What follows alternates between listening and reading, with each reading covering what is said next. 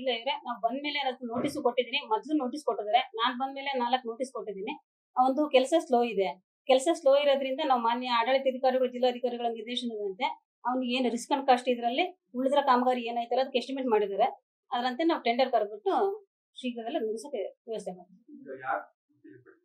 ಸತೀಶ್ ಅಂತ ಹೇಳ್ಬಿಟ್ಟು ಬೆಂಗಳೂರವರು. ಈಗ ಉಳಿದಿರೋ ಉತ್ತರ ಅಂದ್ರೆ ಅದೇ ಬಂದ್ ಕೆಲಸ ಮಾಡ್ತಾ ಇದ್ದ.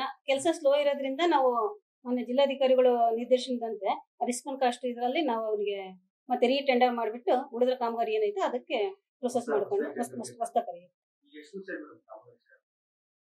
ಕಾಮಗಾರಿ ಅಲ್ಲ ಬಿಲ್ಡಿಂಗ್ ಇದಾಗಿ ಒಂದು 2.5 ವರ್ಷ ಆಗಿದೆ.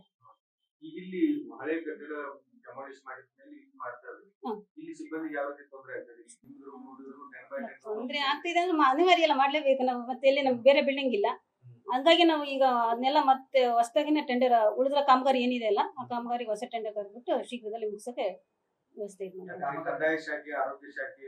ಇರೋ ಜಾಗದಲ್ಲೇ ನಾವು ಎಲ್ಲಾನು ವ್ಯವಸ್ಥೆ ಮಾಡ್ಕೊಂಡು ಮಾಡ್ತಾ ಇದೀವಿ. ತೊಂದ್ರೆ ನಮ್ಗಿನ್ನ ಮಾಡ್ತಾ ಇದೀವಿ.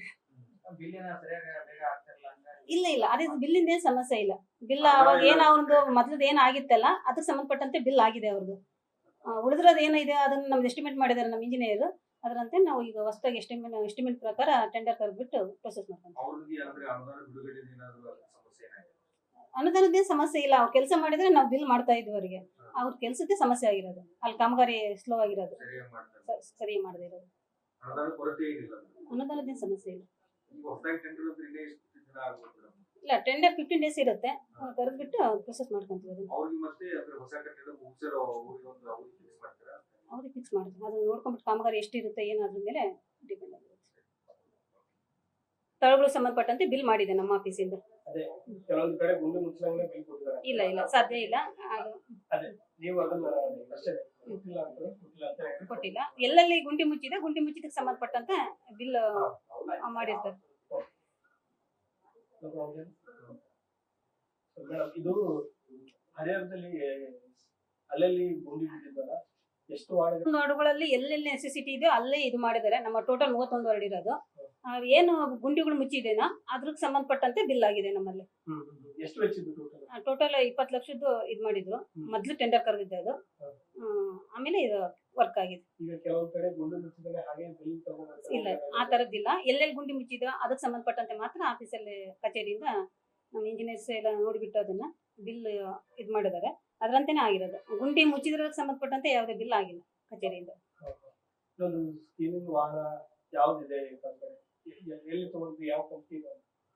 ಯಾವ ಸ್ಕ್ರೀನಿಂಗ್ ಇದೆ ಬೇರ್ಪಡಿಸೋದಾ? ಇದೆ ನಮ್ದು SWM ಸೈಟ್ ಅಲ್ಲಿ ಸ್ಕ್ರೀನಿಂಗ್ ಮಿಷಿನ್ ಇದೆ. SWM ಸಂಬಂಧಪಟ್ಟಂತೆ ಏನೇನು ಮಿಷನರಿ ಇದಾವೆ. MRF ಘಟಕನೂ ನಮ್ದು ಹೊಸದಾಗಿದೆ.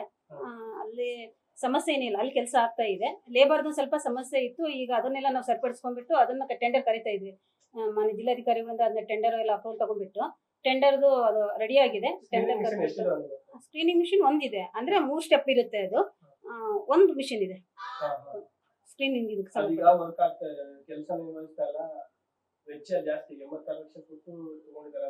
ಇಲ್ಲ ಕೆಲಸ ನಿರ್ವಹಿಸ್ತೈತೆ. ಈಗ ಒಂದು 2 ದಿನದಿಂದ ಏನು ಮಿಷಿನ್ ಅದು ಹಾಳಾಗತ್ತೆ ಅಂತ ಹೇಳ್ಬಿಟ್ಟು ನಿಂತಿದೆ. 2 ದಿನದಿಂದ ಅದನ್ನ ಸರಿ ಮಾಡಿಸ್ಕೊಂಡು ನಾವು ಅದನ್ನ ಮೆಕ್ಯಾನಿಕ್ ಕರೆಸ್ಬಿಟ್ಟು ಸರಿ ಮಾಡಿಸಿ ಮತ್ತೆ ಅದನ್ನ ಸ್ಟಾರ್ಟ್ ಮಾಡಿಸ್ತೀವಿ.